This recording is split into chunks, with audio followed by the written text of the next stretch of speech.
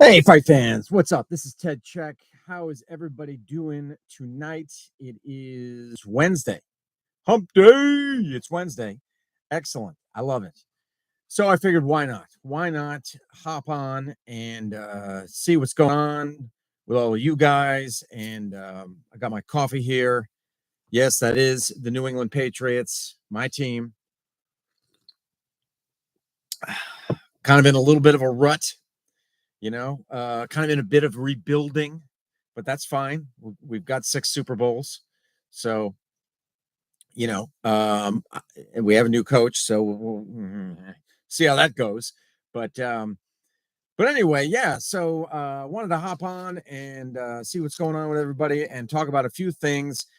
The first thing is that I learned today that the BMF title, aka the bad motherfucker title in the UFC, is going to be defended at UFC 300, and the title holder is one Justin Gaethje, the highlight, Justin Gaethje, and he's going to be fighting Max Holloway. This is a real interesting thing. This happened when I took my little break from mixed martial arts, from covering the sport. I guess Dana White established the BMF title, so it's a fun title. It's a fun title. It doesn't have a weight class, I don't believe, so it could move up or down.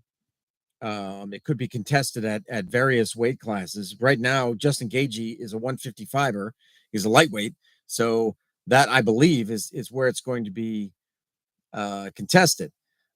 This should be, and with the BMF fight, I mean, it might not be fight of the night, it might not be fight of the year, but it's going to be a banger. Okay, it has to be, by definition. It's baked into it because it's the bad motherfucker belt. So you have to have a banger of a fight. You just have to. You can't have somebody getting on their bicycle. You can't have somebody sliding around on their ass in the cage. You can't have somebody laying and praying. None of that. It's just got to be a straight up fight in a phone booth. It has to. And I mean, Justin doesn't know any other way to fight, and I don't think Max Holloway does either. So that's where the beauty is, and that's how you guarantee that you have a good fight, is the matchmaking. It's the matchmaking. So you got one BMF, and you got to match him up with another BMF, so you can figure out who is the real BMF. See, that's how that, it's BMF math. That's how that works. So that's very exciting, because now we have 10 fights on the UFC 300 card. But let's see. Aside from this, I don't think we have a title fight yet, do we? But so we're 10 fights in. But you know they split them up. They got the prelims, whatever the hell they call those. Then you got the prelims, then you got the main card. So, you could have 15 fights or more. So they've got 10 fights right now. And subject to change, they could take one of those away, and then they could plug it in somewhere else and take it. If they have a big fight, they could stick that one in. They can do whatever they want. They can do whatever the hell they want. They're the UFC. So right now they have 10 fights. Justin Gaethje's on there against Max Holloway, like I said, and that promises to be a barn burner of a fight. It's going to be. It's definitely going to be. I can just tell you this without even seeing the fight. It's going to be a contender for fight of the night. And those two guys are going to be contenders for getting bonuses, the 50 grand bonuses. 50 G's, Dana, 50 G's, baby. Also on the card, here's another new one: Bobby Green versus Jim Miller.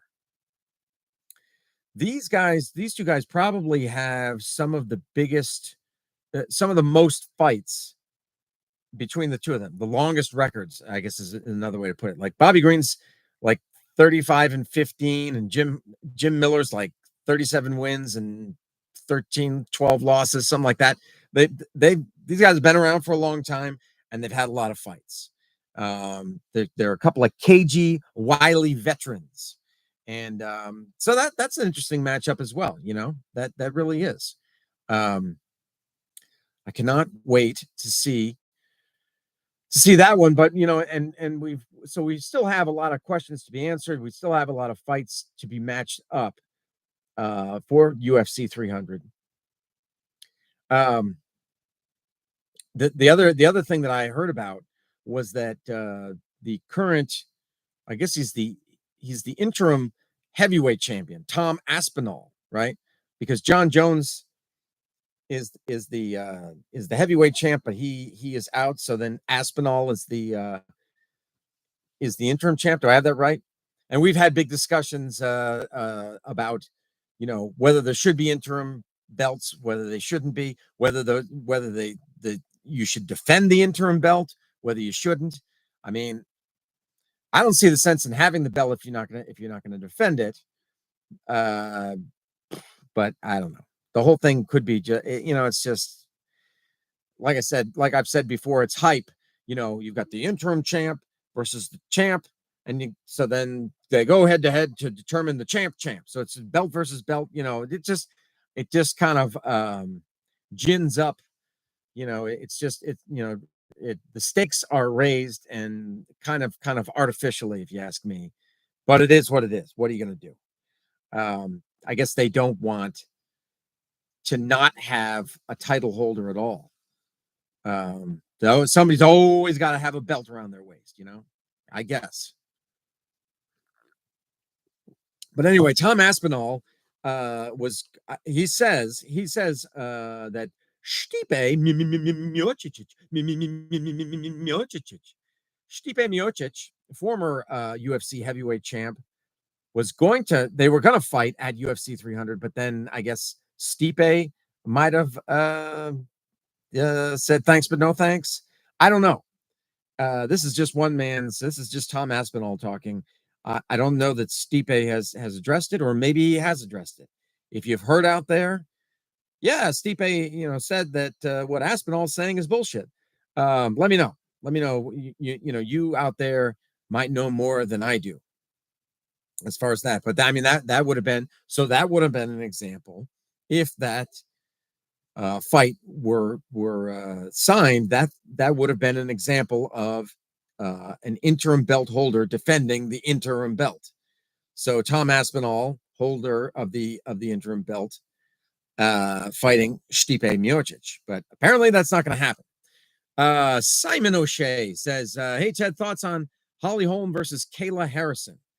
All right, so Holly Holm is a former UFC champion.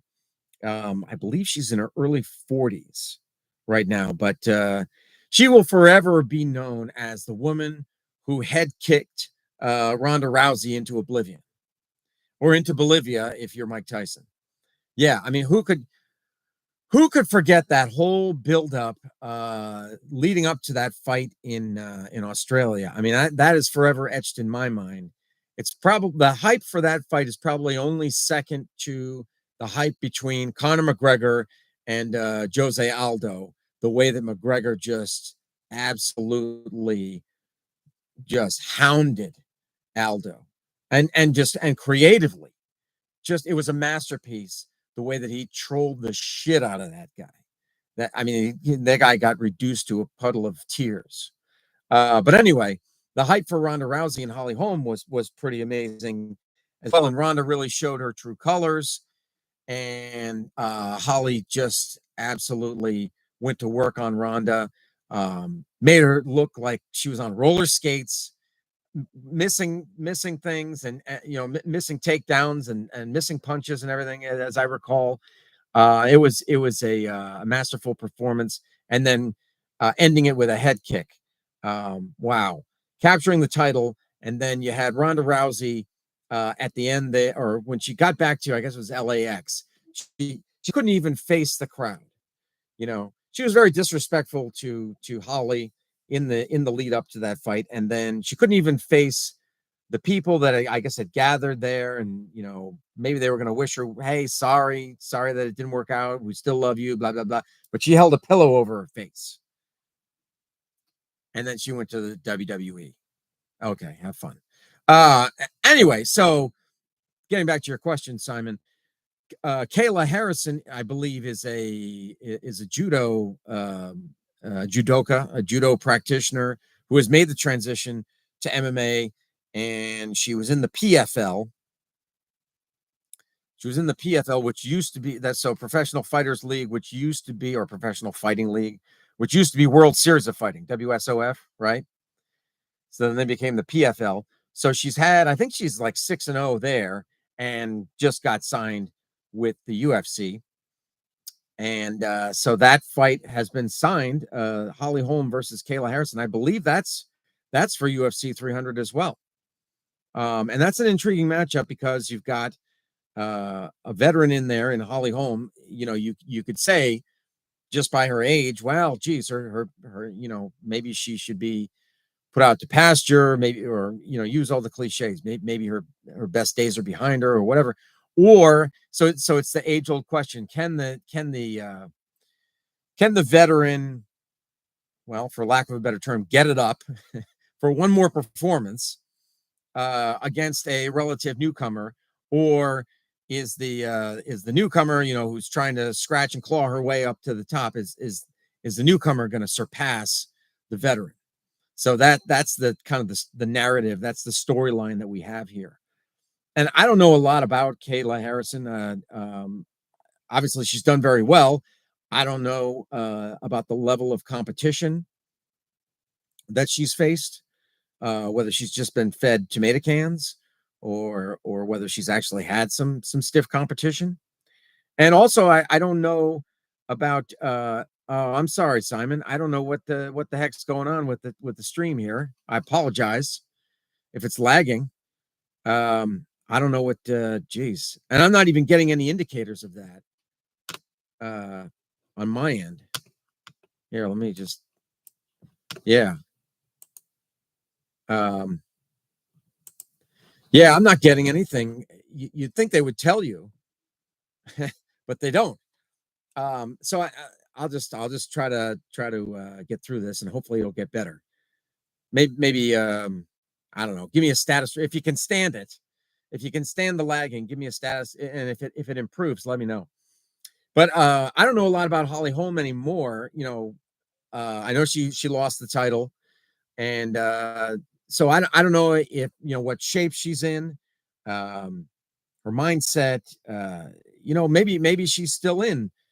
I'm sure she's in tremendous shape, but you're a fighter. You get to your 40s, things get a little tougher. Things get a little tougher. It's the training, it doesn't come so easily, I would imagine. That's just from what I understand.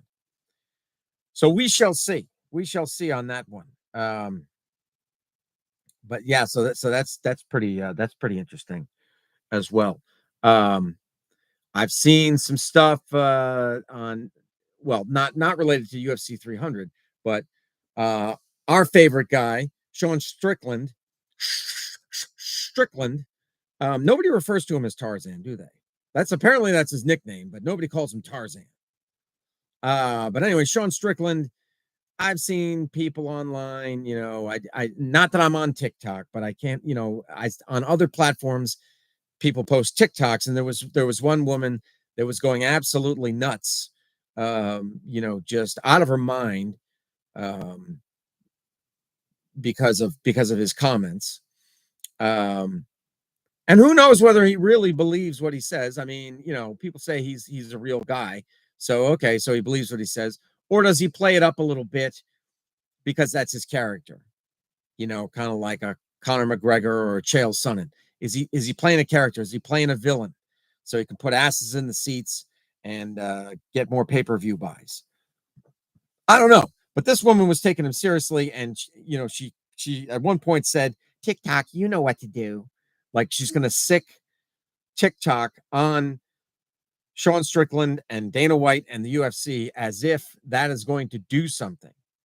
No, and I just did a video, I think it was last night, about the UFC being the last bastion of free speech in sports. you can't name me a major league team that or a major league sport, NFL, Major League Baseball, NBA, hockey, none of that stuff, you know, allows their fighters or their athletes to just say whatever the hell they want. Nobody does that. It's only the UFC. No one comes even close to that. And it's so refreshing that that's there. I'm not saying I agree with everything that Sean Strickland says, but it's just refreshing that that's there, that's in place, and that is valued. Because that's America. You know what I'm saying? That's one of the pillars of this great country. That's one of the things that the founders wanted. It's it's the First Amendment, right? So it's very, very important. It's the essence of this great country. Yeah, Simon, loved how Dana absolutely destroyed that woke reporter. Right on. What is it with woke reporters? I go on now. This is I'm going to pick on Vox Media. So Vox Media owns probably three of the big websites: MMA Fighting, Bloody Elbow, and MMA Mania. I think they own all three of those. Then you got MMA Junkie, which is owned by USA Today. It just seems as though all of the reporters are woke. They're all woke. They're all namby-pambies.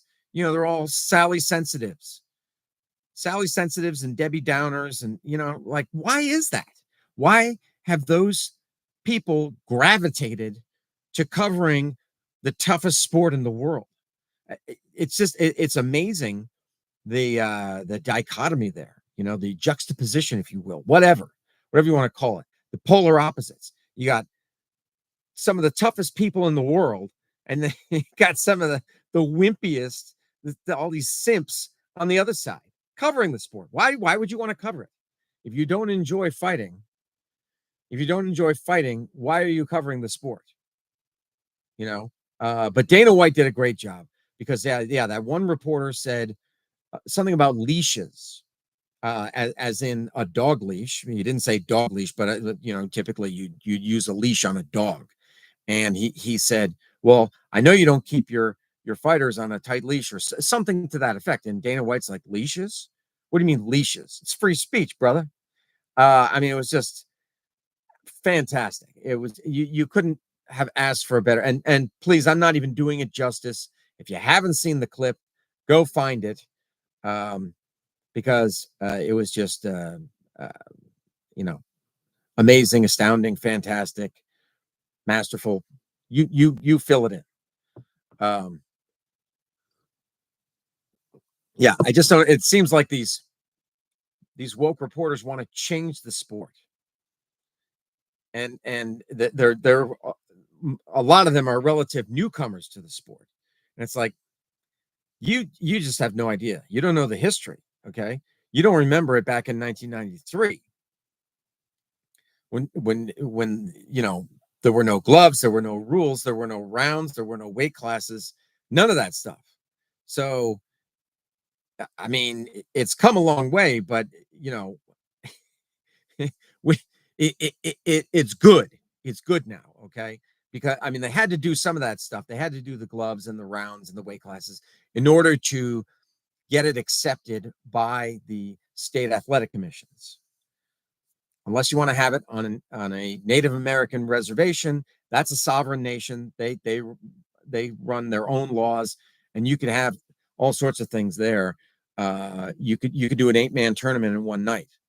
I've seen it done back when I mean, it was several years ago, but still, the 8-man tournaments were not being run in a one-night 8-man tournament where two of the fighters would be fighting 3 fights in one night. There's a rule about that now. I think you can't fight more than one time in a night, or I don't know if it's once or so many minutes.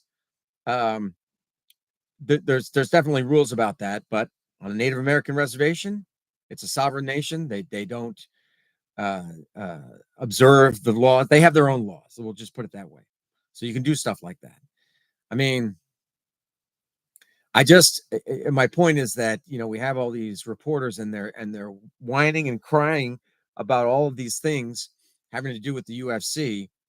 And I'm not saying you just have to blindly agree with everything that the organization does. And, there are things that are questionable and things that I don't necessarily agree with, but it just seems the underlying current, the underlying vibe that I'm kind of sensing is that, they are collectively forming this block, if you will, of just negativity and just like criticizing everything that UFC does, with the aim of somehow changing it, and somehow controlling it.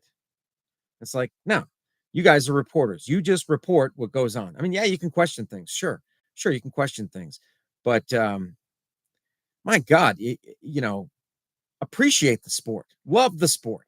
Don't get involved in covering the sport if you don't love it. Come on. Don't get into it for political reasons or social reasons or ideological or philosophical reasons or whatever. Get into the sport because you love it and cover it like you love it. All right, or just don't cover it. There's no need. Why are you doing it then? Anyway, yeah.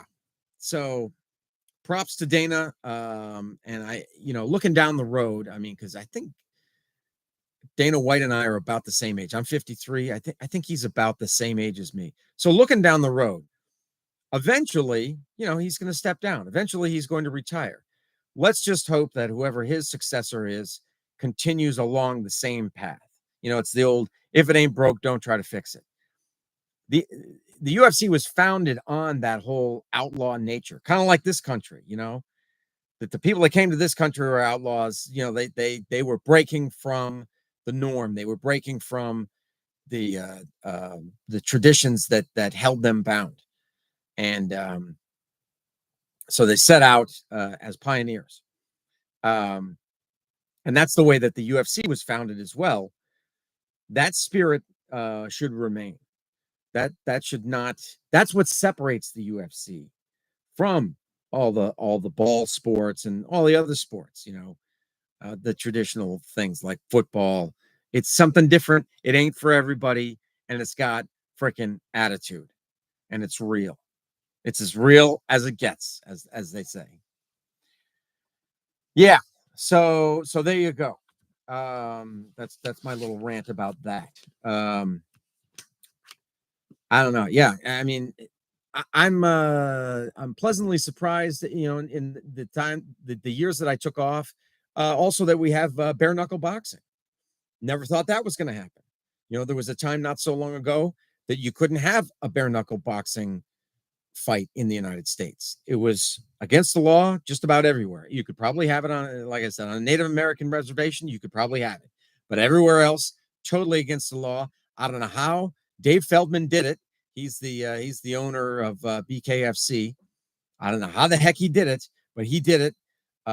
So props to him for doing that. And he was able to get it sanctioned by state athletic commissions so that you could hold these BKFC fights around the country, and they're very exciting too.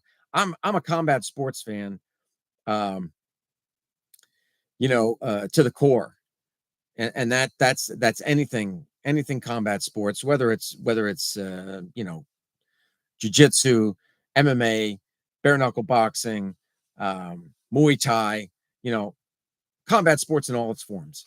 Simon O'Shea says, well, didn't Mike Perry find a home for himself in BKFC, the king of violence? Absolutely. Yeah. So the UFC has the BMF title. Now BKFC has the king of violence title. So kind of the same thing. Mike Perry doesn't need to worry about, I was just thinking about this today. He's the most popular fighter in BKFC. He earns the most money, as far as I know.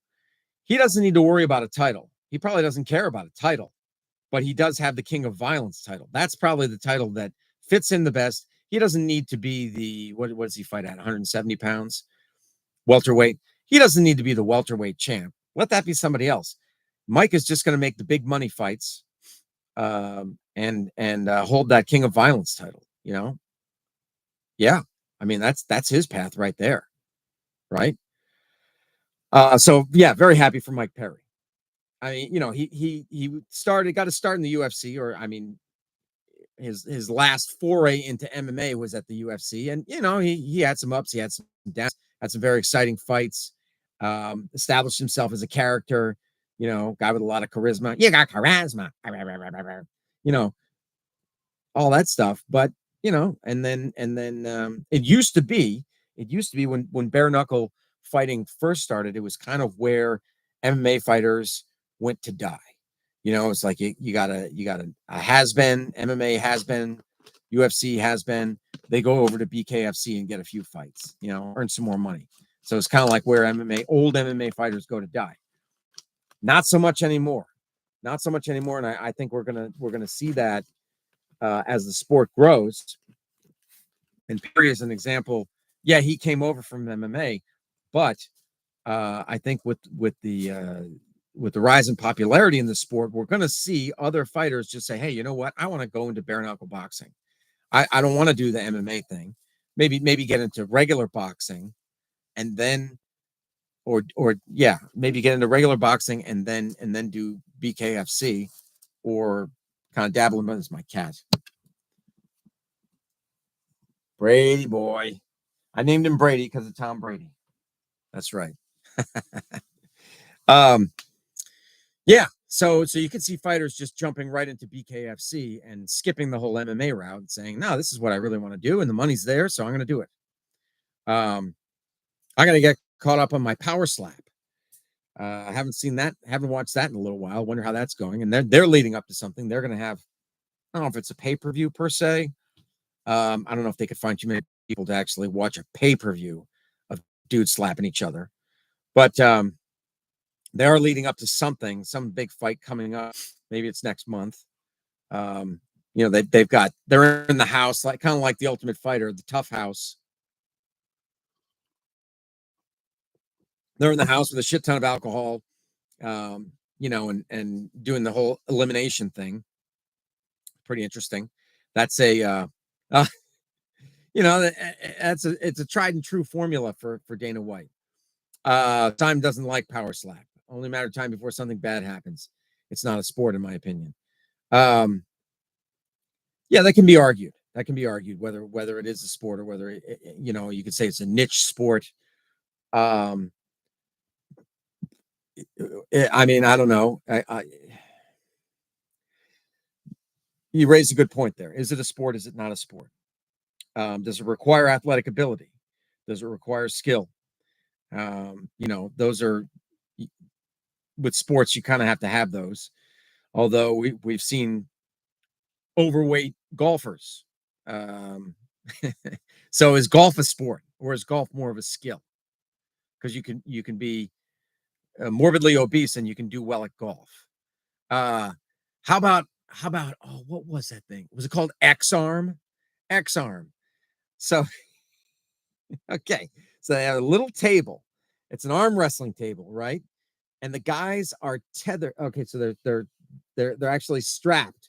Like in arm wrestling, you're not always strapped together, but in this, they were always strapped together, and then they had a tether around their waist, which connected them to the table as well. So they couldn't. So their arms would remain connected, with the hands, and their bodies would remain connected to the table. And then with their free hand, they would bash the shit out of each other. This is actually a sport. I even saw one dude throw a kick, like he just boom, threw a head kick from the standing or crouching position where he was wrestling the guy. I mean, the idea was to either you could pin, or you could just get a TKO. You just beat the snot out of the guy. Simon says, "Have I seen phone booth MMA?" No, but I already know what it is. I can just picture it. It's exactly. I think Frank Mir was the one who came up with that. It's like a fight in a phone booth. Frank Mir, the old UFC heavyweight champ. does he have the record for the highest number of submission wins for a UFC heavyweight? He might. Um, I don't know, unless somebody beat him, like Alexei Olenek might have beat him in that regard. But anyway, I haven't seen Phone Booth MMA, but I'm gonna check it out because I know what it is. I can just tell, and it sounds great. I tell you, one thing I wasn't interested in was the whole team MMA. You know, like 2-on-2, 3-on-3, 4-on-4. I didn't really like that. I wasn't really into that. I thought that was kind of goofy. Um, so that we've seen some derivatives. We've seen all sorts of various iterations, evolutions. Well, I don't know if we're necessarily evolving, but we've seen different formats, MMA in different formats. Some of it good, some of it bad. But it's combat sports, and like I said, yeah, it's hit or miss. You know what I mean? It's hit or miss, but it's all cool, and it's all about competition and mano y mano, as they say. I mean, it goes back. It's the oldest. It probably is the oldest sport. One man versus one man fighting. It just gets you, as Dana White said, it kind of gets you on that visceral level. We all have that inside of us, or at least most of us do. You know that we want to see that type of thing. It's the purest form of combat. Yeah. So Simon's been the only one on tonight. And here's the thing: I do these. I don't have a set day that I do them, so that's my fault. That's my fault. I wish I could, but it just seems to be working out right now that I just do them when I can. I just fit them in when I can. There's also a thing called I can't see it because there's a heart in the way. Card. Yeah, I've seen that. I've seen the car jujitsu. So it's two, I guess, men or women, but two guys are sitting in a car. They're both in the front. One's in the driver's seat and one's in the passenger, or sometimes I think one guy's in the back seat, and he'll reach around and try to choke. So they're doing jujitsu in a car. It's really what it is. It's jujitsu in a car. So it's a very enclosed space. So it presents a certain challenge there. I have seen some of that. It's kind of interesting. And I don't know, is it that you have to escape? Is that how you win? Or either submit your opponent or escape from the vehicle? I don't know. But yeah, it's pretty crazy. It's pretty crazy. Kind of, another one of these niche things. It'll be kind of hot on the internet for a moment and then not. Yeah, I'm kind of surprised that Dana White, looked at Power Slap and said, "Oh, I can work with this. I can make something of this."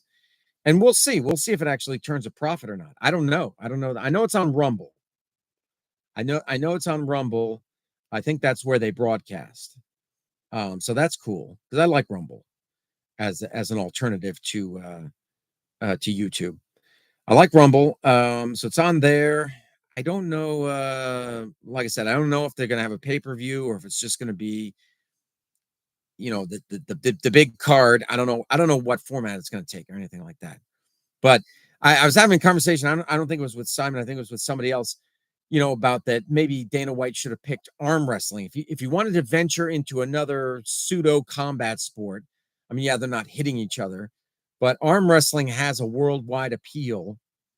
There's a ton of guys in Russia and Asia that are into it as competitors. Not so much in the United States and Canada. Not a whole lot of guys. Not a whole lot. Some, but not as much as the Russians and those countries over there, in the Asian area. Those guys are nuts about it, and they really dominate. the best guy in the world is from Georgia. And no, I'm not talking about Georgia, United States. I'm talking about Georgia over there. I guess it was a former Russian territory when it was the USSR, if you remember that. The Union of Soviet Socialist Republics. The USSR. Yeah. Ooh. Cold War. Cold War, baby. I lived through it. Hell yeah. Anyway, all right. So I think I'm going to cut this and do some other videos. But appreciate you, Simon. Thanks for getting on with me. And I think there was one or two others who might have gotten on but didn't leave a comment, which is cool too. So thanks to everybody. If I can do this with any regularity, I'd like to. Because I think that would probably. Do you think that would get me more people? I think people would tune in if I and then I put a banner at the top of my channel that said, Wednesdays at 9 p.m. I think that would probably help. We'll see if I can do it. But thanks again, and I will talk to you guys later.